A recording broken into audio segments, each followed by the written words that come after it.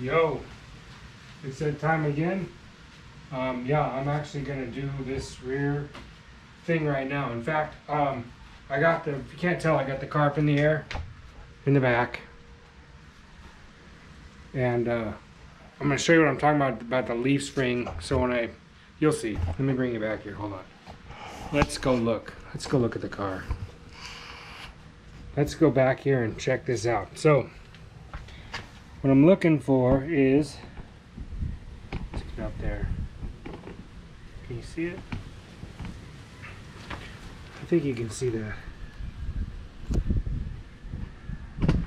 Pretty sure.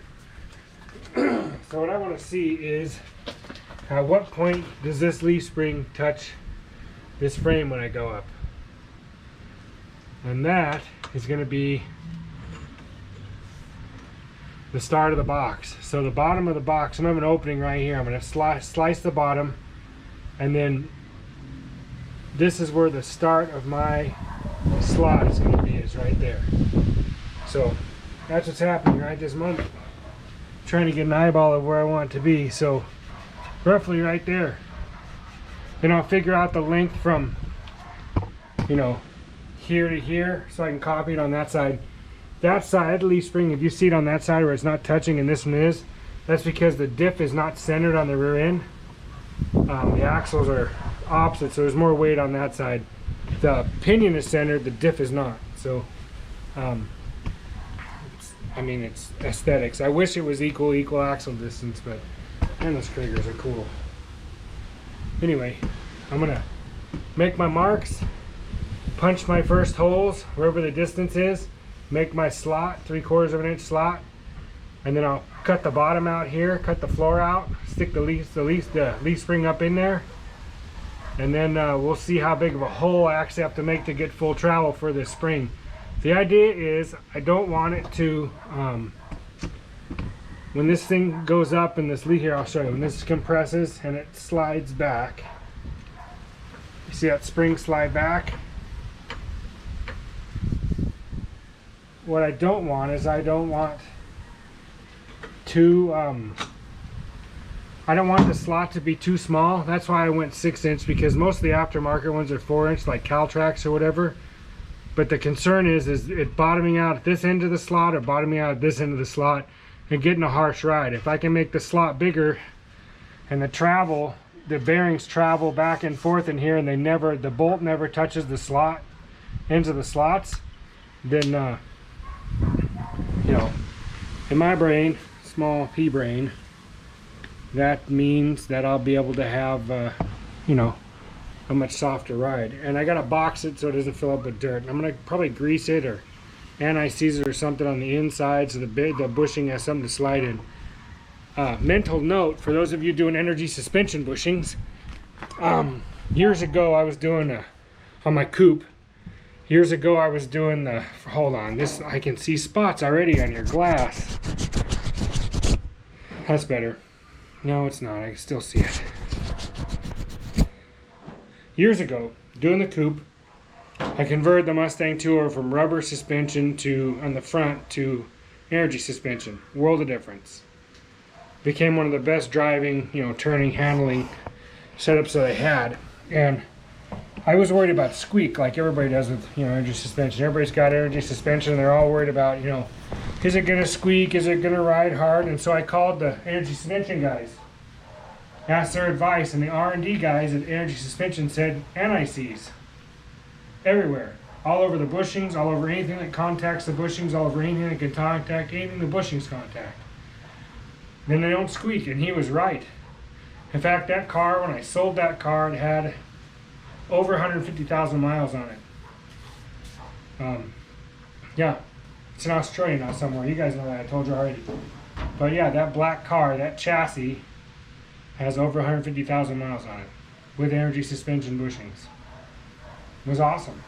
I just did exactly what he said. The sleeve that goes inside the bushing, I anti-seize the inside of the bushing and the outside of the sleeve, and the inside of the sleeve that the bolt goes through for the adjusting being on the upper control arm. Lower control arm is the same thing, and then the sides of the bushings where they touch the side of the bushing where it touches the housing on the inside where it presses into, or pushes into, and then the ends of it where it goes against anything it pivots on. All of that got anti-seized. He said don't use a lot of it because, you know, it's messy and it gets all, I mean, if that stuff is open anywhere in your garage or your shop, it will be all over you and all over your clothes and everything. You don't even have to touch it. It could be clear across the shop. It's going to be on you. So you know what I'm talking about. A little bit goes a long ways, but it doesn't wear away. It's not water soluble, and it doesn't hurt the bushings. It doesn't do anything, and that's what they use on all their stuff to make it quiet, and it works. So I'm going to do the same thing in this if I do switch it to energy suspension, but let me get those holes drilled, and I'll bring it back and show you the slot. But you'll be able to see what I'm talking about. I'll drill the holes, hole, and then slot the ceiling and the floor between the two tops of the holes. We'll make a nice 3/4 slot. I'm going to try 6 inches. From where that's at, I'm going to go 1 inch in front of the where it is, and I might do 7 inches actually, because full compression of that spring, I'm going to do 6. I'm doing 6. See you in a second. I can always make it longer. It occurred to me, this is like math class. Maybe you guys want to see my work, see my method. My lines are thick and gross, and the measurement will be whatever it ends up being. I'll make fit the other side. Yes, we're going down an elevator. Okay, I'm actually using this white Sharpie mean streak stick thing. Works pretty good. I'm also going to use my black Sharpie on it so I can see it better. And then, yeah, you can see what I'm doing. Alright. God, that car is awesome! So is my surfboard, and it's raining. I didn't get to surf today at all. I'm kind of butthurt about it, if I'm honest. A little bit. Not really. Okay. Let's drop this rear end down. Go down in a blaze of glory.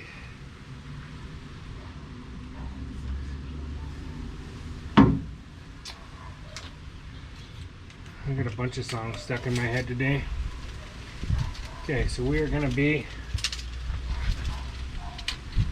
So, I want this slot to be, hold on, this bearing is 1.25 inches, and my leaf spring bushing is 2 inches. So I need to be at least 1 inch from the top, so I don't get interference. So let's see here. Let's see, let's do, there's 1 inch. Let's go 1.25 inches-ish. Action. Bingo. 1.25 inches, and I want it right. Let's see what this distance is off of the frame here. Let's make it even. From the center of this bumper bolt hole, we're going to call it 15.5.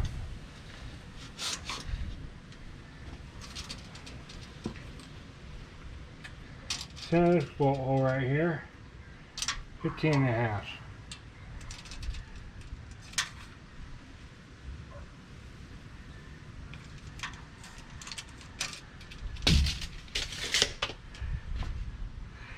This is where I need a square, and I don't have one.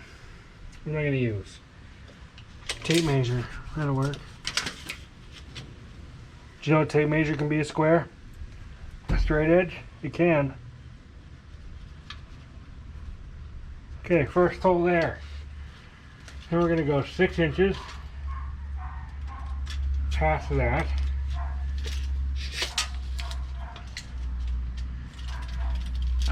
If I was smart, I'd go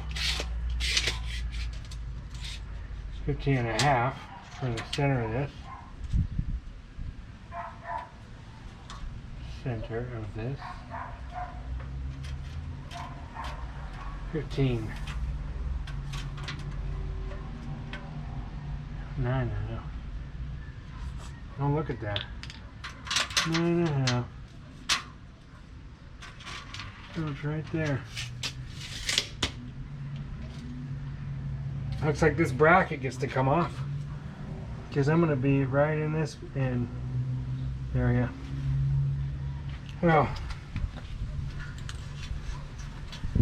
what bracket is it? Okay, I'll be right back. I don't know what that bracket is. You know what? That's for the fuel filler.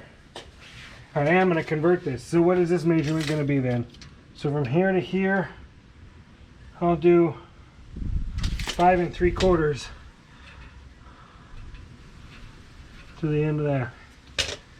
Yeah, let's make this whole thing white so I can see it.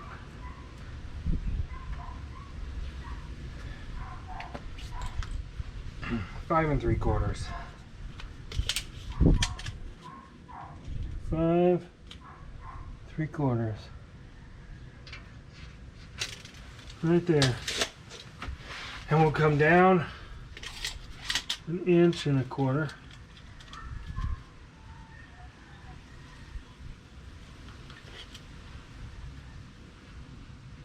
That's my spot. First hole, second hole. And then I'm gonna go, I'm gonna take this Sharpie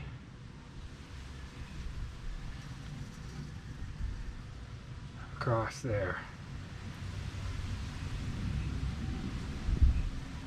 That's my slot right there. How do you like that action?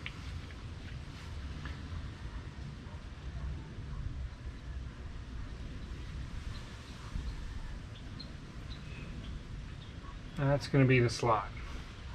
And then I'm opening it up down here in the bottom. And I think I'm going to go 4 inches because I don't think when this thing is up there that I'm going to get past my eyelet. That's 1 1/4 inches. So if I go from here 1 1/4 inches, I can be right here.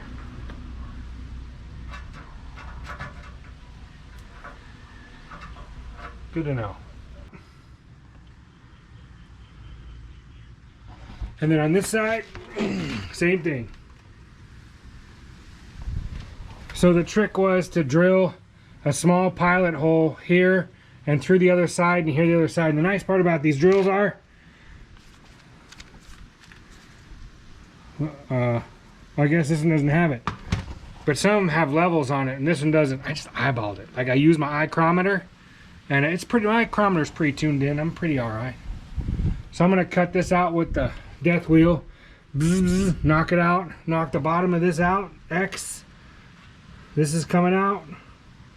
Then I'm gonna pop this spring up in there, push the bolts through it, and then see where exactly I'm gonna stick the bearing runner. I'm not really sure about this bend right here. I might have to like, no, I don't know. It may not even travel that far. I'm just making it long enough to where in case something happens, I don't get the travel. It may only need 4 inches. You never know. But, you know, I'll see you in a second when I get this chopped up. I know what you're thinking. And you'd be 100% correct too. Even if you said it out loud. That's right. I am the best looking guy wearing Jake from State Farm hat. Whose name is not Jake. And I don't work at State Farm. Lava lamp. Alright. My puppy Molly. Good job. Okay. Of course we're going by the car and that means there's a 4-speed in there. Look at it right there. It's so cute. I love it. Yeah, let's see what this looks like. So, remember when I said that this thing was going to do what I wanted to do? It does. I realized that my calculations were wrong and I'll show you what I mean. Alright. I think you guys can see that under there. Good enough. So here's what we got. Where's the other bolt? I have 2 bolts. Alright, so here goes the rear end up inside these frame rails. This will get you a good view of this right here. So here's what I've realized. See the difference between this slot and the relief right here? That's because when the spring goes up, it ends up rubbing if I had it too short, which means I made this too long by the same distance. So, and my bushings are too wide to fit inside here. I got to shave them down, which is okay. But we're going to watch this thing go up. And we should be able to see it slide inside the frame. Over there. I got to loosen these springs up.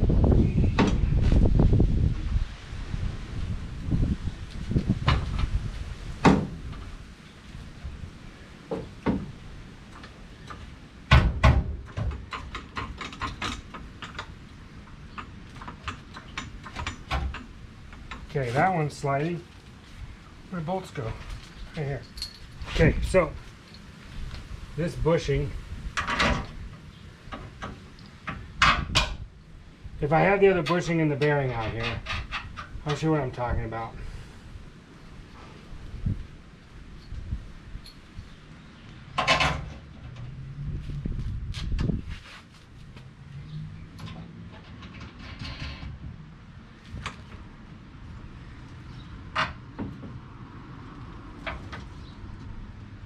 Okay, let's watch this action. Can you guys see this spring over here? Actually, the sun's probably blocking it. Look at this spring right here. See this slot? See this hang? Full droop. Hanging on its own action right here. See that? Okay, watch. I probably got the slot way too... This slot's probably way too long, which means I'm going to have to make...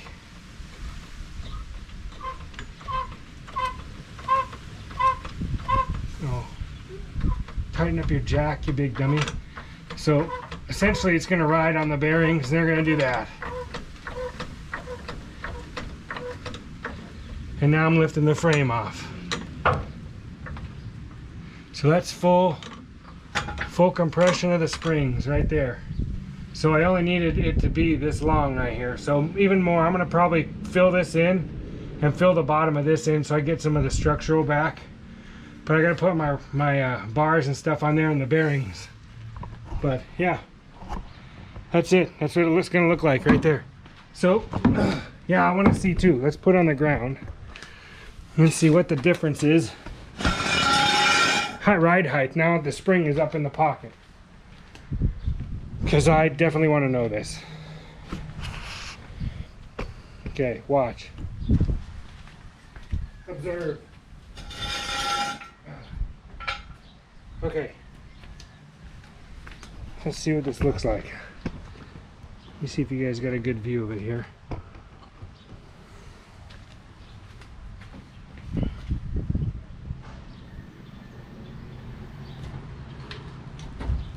Easy. Yeah, it's considerably lower. It is lower considerably. It's more level, more stock ride height size. Let's see how the action is pushing on it. With no shocks, of course. But that's what I really want to see. I want to see. I'm going to put you on the smaller one. I'm going to stick you on a spring and I'm going to bounce this thing up and down so you can see it when I can see what I'm looking at. Because I can't see it. You know what I mean? I know you do. Yeah, let's see what this thing does. I need to get a better light in there. Hold on a second, let me find a light. Okay. I'm gonna bounce on this and you tell me what it looks like. Okay, here we go.